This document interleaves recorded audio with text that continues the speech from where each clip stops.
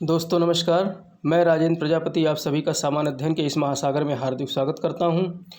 भारतीय संविधान के इस अति महत्वपूर्ण श्रृंखला में हम लोगों ने अब तक सारा प्रावधान देख लिया है। अब बचे हुए प्रावधानों को हम लोग मिसेलेनियस यानी विविध के अंतर्गत देखेंगे, जिसमें आज हम लोग देखेंगे राजनीतिक दल, कुछ विशेष वर्गों के संबंध में विशेष उपबंध तथा राजभाषा। ये सारे प्रावधान आज हम लोग देखेंगे, जिसमें विविध वर्गों के लिए विशेष उपबंध भाग 16 में अनुच्छेद 330 से 342 के अंतर्गत किया गया है और भाग 17 में राजभाषा जो कि अनुच्छेद 343 से 351 तक इसका प्रावधान किया गया है। तो राजनीतिक दल में हम दो प्रकार के दलों को देखेंगे, राष्ट्रीय मान्यता प्राप्त दल और क्षेत्रीय मान्यता प्राप्त दल। और जो विशेष वर्गों के लिए उपबंध किया गया है वो 4 विशेष वर्ग हैं, SC, ST, OBC और आंग्ल भारतीय समुदाय। ध्यान रखना, इसमें महिलाओं के लिए कोई विशेष उपबंध नहीं किया गया है, ठीक है। और राजभाषा के अंतर्गत हम लोग अनुसूची 8 के अंतर्गत देखेंगे और इसके अलावा राजभाषा राजकीय भाषाओं के बारे में अध्ययन करेंगे। तो चलिए हम लोग सिलसिलेवार तरीके से प्रश्नोत्तर शैली में अध्ययन करते हैं। उसके पहले ये चित्र देख लीजिए, ये हमारे संसद भवन है, ठीक है, जहाँ से सारे विधान बनाए जाते हैं। तो पहला प्रश्न है, ये क्षेत्रीय दल से संबंधित है। पहला प्रश्न, किसी राजनीतिक दल को क्षेत्रीय दल यानी राज्य स्तरीय दल के रूप में मान्यता दी जाती है। मतलब देखिए 5 प्रावधान हैं, 5 शर्तें हैं। उन 5 शर्तों में से अगर कोई एक शर्त भी अगर कोई दल पूरा करता है तो उसे क्षेत्रीय दल जो है, क्षेत्रीय दल की मान्यता कौन प्रदान करता है? निर्वाचन आयोग। यहाँ ध्यान रखना, क्षेत्रीय दल या राष्ट्रीय दल की मान्यता कौन प्रदान करता है? तो ये मान्यता निर्वाचन आयोग प्रदान करता है। तो उसमें जैसे कि पहला है गत विधानसभा, यानी कि अभी जो हाल में ही विधानसभा चुनाव हुआ है उसमें न्यूनतम 6% वैध मत के साथ न्यूनतम 2 सीटें अवश्य प्राप्त करें। अगर कोई भी राजनीतिक दल गत विधानसभा चुनाव में न्यूनतम 6% वैध मत प्राप्त करे और साथ में ही 2 सीटें प्राप्त करे, या फिर गत लोकसभा चुनाव में न्यूनतम 6% वैध मत के साथ राज्य की न्यूनतम 1 लोकसभा सीट भी प्राप्त करे, या तो विधानसभा के चुनाव में या अगर लोकसभा का चुनाव हाल में हुआ है तो उसमें न्यूनतम 6% वैध मत के साथ साथ 1 लोकसभा सीट भी कम से कम प्राप्त करे। और गत विधानसभा चुनाव में न्यूनतम 3% सीटें या न्यूनतम 3 सीटें जो भी ज़्यादा हों, 3% सीटें या 3 सीटें जो भी अधिक हों वो विधानसभा चुनाव में प्राप्त किया हो, या गत लोकसभा या विधानसभा चुनाव में न्यूनतम 8% वैध मत प्राप्त किया हो, 8% वैध मत प्राप्त किया हो, किसमें? विधानसभा चुनाव में या लोकसभा चुनाव में। और 5वीं शर्त है, गत लोकसभा चुनाव में प्रति 25 सीटों पर 1 लोकसभा सीट जीती हो। प्रति 25, जैसे मान लेते हैं 50 सीटें हैं तो प्रति 25 मतलब 25 पर 1 और अगले 25 पर 1, यानी 2 सीटें वो लोकसभा में जीती हों अगर 50 सीटें हैं लोकसभा की, ठीक है। तो इस तरीके से ये पाँचों उपरोक्त 5 कथनों में से कोई भी एक शर्त वो पूरी करता हो तो ही उसे राजनीतिक जो है क्षेत्रीय राजनीतिक दल की मान्यता निर्वाचन आयोग प्रदान करेगा। इसे और ठीक से देख लेना।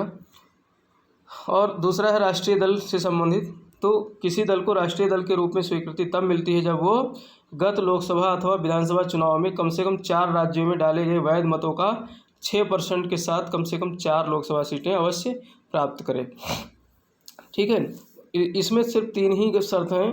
तो जो लोकसभा या विधानसभा चुनाव हुआ है अभी हाल में ही, उसमें कम से कम 4 राज्यों में, एक राज्य में नहीं, कम से कम 4 राज्यों में अगर लोकसभा चुनाव होगा तो 4 राज्यों में डाले गए वैध मतों का 6% प्राप्त किया हो और साथ ही 4 लोकसभा सीटें भी प्राप्त किया हो। गत लोकसभा चुनाव में कम से कम 3 राज्यों से 2% सीटें, अर्थात 543 सीटें हैं लोकसभा की, तो इसमें 11 सीटें अवश्य प्राप्त हो उसे गत लोकसभा चुनाव में। और ये भी सिर्फ एक राज्य में से नहीं, 3 राज्यों में, कम से कम 3 राज्यों में से 11 सीटें अवश्य प्राप्त हो, यानी कि 2%। उस दल को कम से कम 4 राज्यों में क्षेत्रीय दल की मान्यता प्राप्त हो, या फिर कम से कम 4 राज्यों में से क्षेत्रीय दल की मान्यता प्राप्त हो। तो उपरोक्त 3 शर्तों में से कोई भी एक शर्त वो पूरी करता हो तो उसे राष्ट्रीय राजनीतिक दल की मान्यता निर्वाचन आयोग प्रदान करेगा। ठीक, वर्तमान 2019 के अंत तक निर्वाचन आयोग ने 8 राजनीतिक पार्टियों को राष्ट्रीय दल की मान्यता प्रदान की है, जबकि कुल 53 राजनीतिक दल को क्षेत्रीय दल या राज्य स्तरीय दल की मान्यता प्रदान की गई है।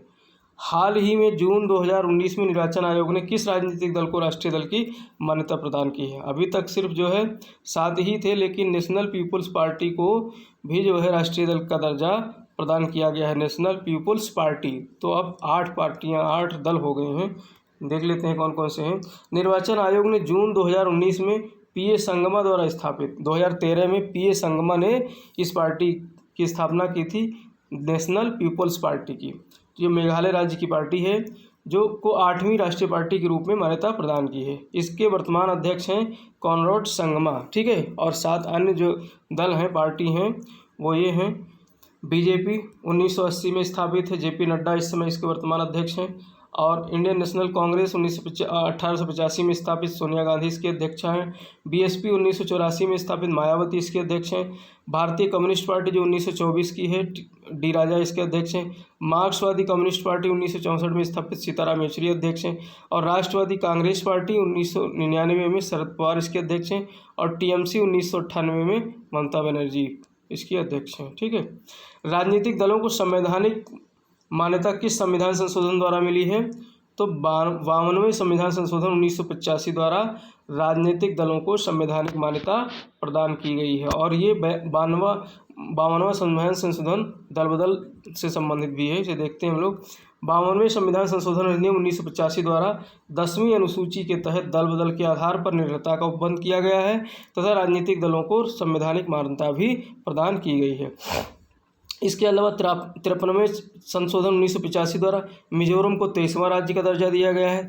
मिजोरम को 23वें राज्य की दर्जा कब दिया गया है? 53वें संशोधन द्वारा। और 55वें संशोधन द्वारा अरुणाचल प्रदेश को 24वें राज्य का दर्जा दिया गया है। और 56वें संशोधन 1987 द्वारा गोवा को दमन दीव से अलग करके 25वें राज्य के रूप में इसकी मान्यता दी गई है, 56वें संशोधन द्वारा। ठीक है, भारतीय संविधान के किस भाग में कुछ वर्गों के लिए विशेष उपबंध किए गए हैं? तो अब यहाँ पर हम लोग, अभी तक हम लोगों ने राजनीतिक दलों से संबंधित देखा था, अब हम लोगों ने कुछ विशेष वर्गों से संबंधित प्रावधान देखेंगे। तो ये अनुच्छेद भाग का अध्ययन कर अनुच्छेद 16 का अध्ययन करने भाग 16 का अध्ययन कर रहे हैं हम लोग। तो भारतीय संविधान के भाग 16 में अनुच्छेद 330 से 342 के अंतर्गत किसको? SC, ST, OBC और आंग्ल भारतीय समुदाय यानी अनुसूचित जाति, अनुसूचित जनजाति और अन्य पिछड़ा वर्ग के साथ साथ आंग्ल भारतीय समुदाय के संबंध में विशेष प्रावधान किया गया है। किसमें? भाग 16 में, अनुच्छेद 330 से 342 तक। इसमें महिलाओं के लिए अलग से विशेष प्रावधान नहीं किया गया है, मात्र 4 वर्गों के लिए के संबंध में ऐसा प्रावधान किया गया है, जो कि SC, ST, OBC और आंग्ल भारतीय समुदाय। ठीक, निम्न कथनों पर विचार कीजिए। अनुच्छेद 341 के तहत राष्ट्रपति किसी राज्य के राज्यपाल से परामर्श करके किसी जाति, मूल वंश, जनजाति को अनुसूचित जाति घोषित कर सकता है, यानी राष्ट्रपति को ये पावर है। अनुच्छेद 341 के तहत राष्ट्रपति को ये पावर दिया गया है कि वो राज्यपाल अगर किसी राज्य के या किसी राज्य के किसी भाग से किसी जाति को, किसी मूल वंश को, किसी जनजाति को SC के अंतर्गत घोषित करना है तो अनुच्छेद 341 के तहत उसे पावर दिया गया है। और अनुच्छेद 342 के तहत राष्ट्रपति को राज्यपाल से परामर्श करके किसी जनजाति या जनजाति समुदाय को अनुसूचित जनजाति ST के रूप में चिन्हित करने का अधिकार दिया गया है अनुच्छेद 342 के अंतर्गत। तो 41 के अंतर्गत शेड्यूल कास्ट का प्रावधान किया गया है जो राष्ट्रपति घोषित करेगा, और अनुच्छेद 342 के तहत राष्ट्रपति घोषित करेगा शेड्यूल ट्राइब्स को अनुसूचित जनजाति का दर्जा प्रदान करेगा। ठीक है, तो ये दोनों कथन सही है। और इसके अलावा अभी जो है एक संशोधन किया गया है अनुच्छेद 342A जोड़ करके 102वें संशोधन द्वारा, तो इसके तहत अब जो है OBC को भी संवैधानिक दर्जा दे दिया गया है, और OBC को भी राष्ट्रपति राज्यपाल से परामर्श करके OBC कैटेगरी में उसे चिन्हित कर सकता है, राज्य के किसी जाति को। ठीक है, तो ये किस में किया गया है? अनुच्छेद 342A जोड़ करके 102वें संशोधन द्वारा। अभी आगे देखेंगे हम लोग, एक सेकेंड। अगला प्रश्न है, निम्न में से किस अनुच्छेद के तहत SC तथा ST के लिए लोकसभा में सीटों का आरक्षण दिया गया है? तो अनुच्छेद 330 के अंतर्गत लोकसभा में SC और ST को आरक्षण प्रदान किया गया है, उसकी सीटों को रिजर्व किया गया है। ठीक है। अनुच्छेद 330 लोकसभा में एससी और एसटी के लिए स्थानों का आरक्षण करता है। तो एससी के लिए 84 सीटें आरक्षित हैं अभी, और एसटी के लिए 47 सीटें लोकसभा में आरक्षित है। ध्यान रखना है, एससी के लिए लोकसभा में 84 सीटें और एसटी के लिए 47 सीटें अनुच्छेद 330 के तहत। अनुच्छेद 331 के तहत लोकसभा में आंग्ल भारतीय समुदाय का प्रतिनिधित्व है। आंग्ल भारतीय समुदाय को राष्ट्रपति लोकसभा में 2 लोगों को नामित कर सकता है। अनुच्छेद 332 के तहत राज्यों की विधानसभाओं में एससी तथा एसटी के लिए आरक्षण का प्रावधान किया गया है।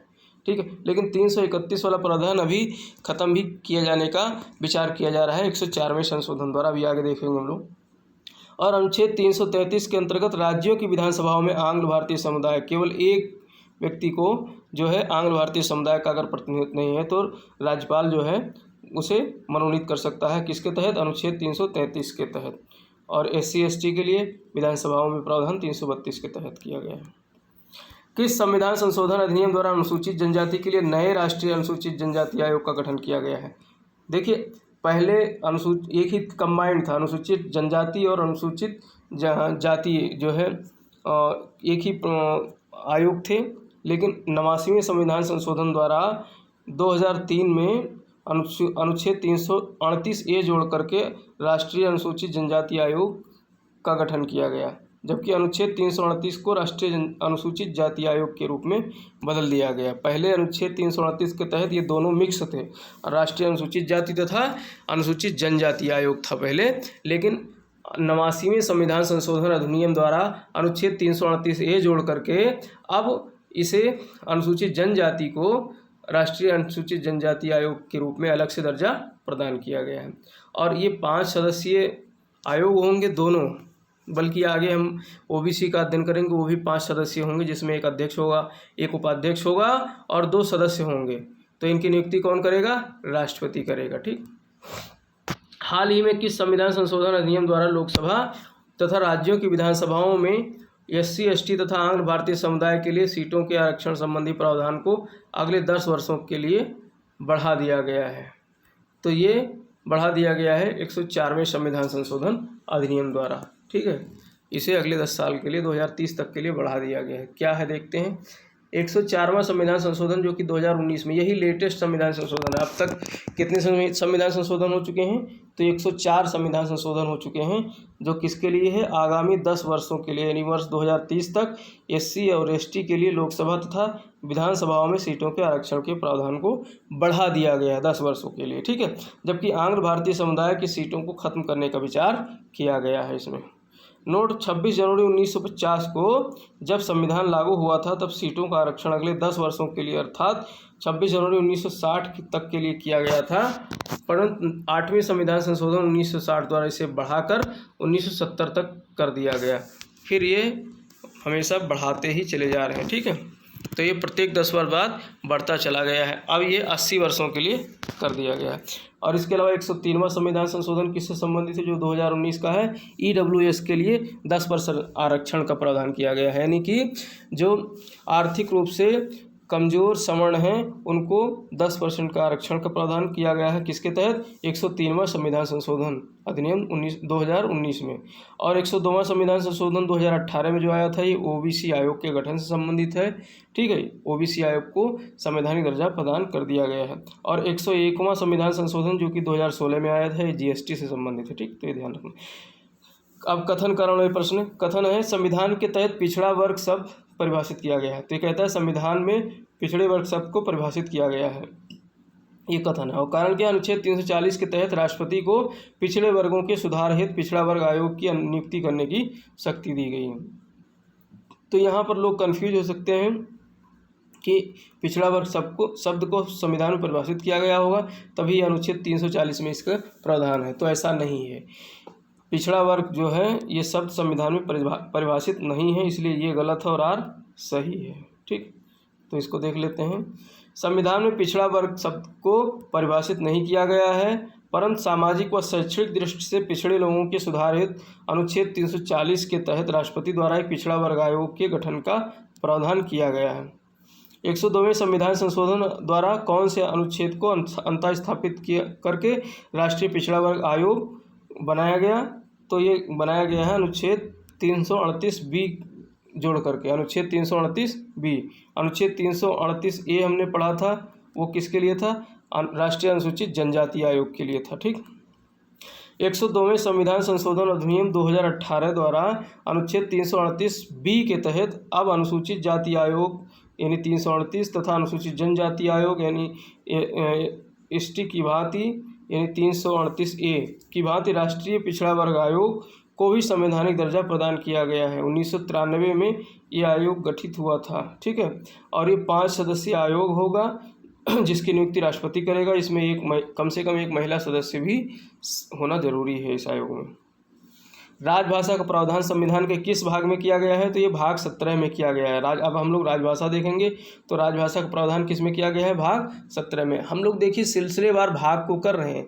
अभी 17वां भाग है, अब 2 ही 3 भाग बचे हैं जिनको मिसेलेनियस में ऐसे हम लोग करते जाएंगे। ज़्यादा इनमें से प्रश्न आते तो हैं लेकिन बहुत ज़्यादा नहीं आते हैं, लेकिन ये है इम्पोर्टेंट ये भी। तो राजभाषा का प्रावधान भाग 17 के अनुच्छेद 343 से 351 के तहत किया गया है। और भाग 18 में क्या है? आपात उपवन है जो कि आर्टिकल 352 से 360 तक है। और भाग 19 प्रकीर्ण शक्तियाँ हैं 361 से 367 तक है। और भाग 20 संविधान संशोधन अधिनियम है जो 368 के तहत किया जाता है। तो इस तरीके से ये हम लोग देखेंगे। और निम्न कथनों पर विचार कीजिए। अनुच्छेद 344 के तहत राष्ट्रपति द्वारा प्रत्येक 10 वर्षों की समाप्ति पर राजकीय भाषा आयोग का गठन किया जाएगा। तो ये राष्ट्रपति ही करेगा। अनुच्छेद 344 की शक्ति का प्रयोग करते हुए राजकीय भाषा आयोग का गठन करेगा प्रत्येक 10 वर्ष पर। ठीक है, और राष्ट्रपति द्वारा अनुच्छेद 344 के तहत प्रथम राजभाषा आयोग का गठन कब किया गया? 1955 में BG खेर की अध्यक्षता में किया गया। अनुच्छेद 344 के तहत वर्तमान में 8वीं अनुसूची में 22 भाषाओं को राजकीय भाषा का दर्जा दिया गया है। ठीक है, तो ये फैक्ट्स हैं, याद रखना। संविधान के किस अनुच्छेद में राज्य की राजभाषा अपनाने की प्रक्रिया है? तो अनुच्छेद 345 में राज्य की राजभाषा अपनाने की प्रक्रिया 345 में है। अनुच्छेद 345 में विधानमंडल विधि बना करके राज्य में प्रयोग की जाने वाली भाषा को अपनी राजकीय भाषा अपना सकता है। ठीक है, और अनुच्छेद 343 में संसद विधि द्वारा संघ की राजभाषा का प्रावधान किया गया है। और अनुच्छेद 344 में राजभाषा आयोग के गठन का प्रावधान किया गया है। और अनुच्छेद 346 राज्यों के बीच पत्र आदि की राजभाषा का प्रावधान किया गया। निम्न में से कौन सी राजभाषा को राज्यों में तो मान्यता दी गई है परंतु 8वीं अनुसूची में शामिल नहीं है? तो अंग्रेजी ऐसी भाषा है जो राजभाषा है कई राज्यों में, लेकिन उसे अभी जो है अनुसूची 8 में स्थान नहीं दिया गया है। तो अंग्रेजी भाषा को मेघालय, मिजोरम तथा नागालैंड में राजभाषा का दर्जा दिया गया है परंतु इसे 8वीं अनुसूची में शामिल नहीं किया गया है। हिंदी को संवैधानिक रूप से राजभाषा कब घोषित किया गया? तो हिंदी को संवैधानिक रूप से राजभाषा 14 सितंबर 1949 को घोषित किया गया। तो परंतु यह राजभाषा नहीं है, इसी कारण 14 सितंबर को हिंदी दिवस के रूप में मनाया जाता है। भाषाई अल्पसंख्यक वर्गों के बालकों को शिक्षा के प्राथमिक स्तर पर मातृभाषा में शिक्षा दिए जाने के प्रावधान किस अनुच्छेद के अंतर्गत किया गया है? तो अनुच्छेद 350A के अंतर्गत किया गया है भाषाई अल्पसंख्यक वर्ग के लिए। अनुच्छेद 350A के तहत राष्ट्रपति किसी राज्य को निर्देश दे सकता है कि भाषाई अल्पसंख्यक वर्गों के बालकों को प्राथमिक स्तर की शिक्षा मातृभाषा में प्रदान करे। किस भाषा में? मातृभाषा में। ऐसा 350A के अंतर्गत जो है राष्ट्रपति राज्यों को निर्देश देता है। और इसे 7वें संविधान संशोधन अधिनियम 1956 द्वारा जोड़ा गया है। और 350B भी जोड़ा गया है 7वें संविधान द्वारा। तो इसमें राष्ट्रपति द्वारा एक भाषाई अल्पसंख्यक आयुक्त की नियुक्ति का प्रावधान किया गया है। अब तक कुल कितने भाषाओं को शास्त्रीय भाषा यानी क्लासिकल लैंग्वेज का दर्जा प्रदान किया गया है? तो 6 भाषाओं को शास्त्रीय भाषा का दर्जा दिया गया है। अब तक कुल 6 भाषाओं को शास्त्रीय भाषा का दर्जा दिया गया है, जिसमें तमिल सबसे पहले नंबर पर है। सर्वप्रथम 2004 में शास्त्रीय भाषा के रूप में तमिल घोषित किया गया, फिर संस्कृत 2005 में, फिर तेलुगु और कन्नड़ 2008 में घोषित किए गए, फिर मलयालम 2013 में और लास्ट है उड़ीसा में उड़िया बोले जाने वाली भाषा 2014 में से जो है राजकीय भाषा शास्त्रीय भाषा का दर्जा दिया गया। तो दोस्तों इसी के साथ हमारा सेशन ये ख़त्म होता है। अगर वीडियो हमारा पसंद आ रहा है तो आप इसे लाइक कीजिए और नए व्यूअर हैं तो सब्सक्राइब करके बेल आइकन को प्रेस अवश्य कर लीजिए और दोस्तों को शेयर कीजिए। इसी के साथ जय हिंद, जय भारत, धन्यवाद।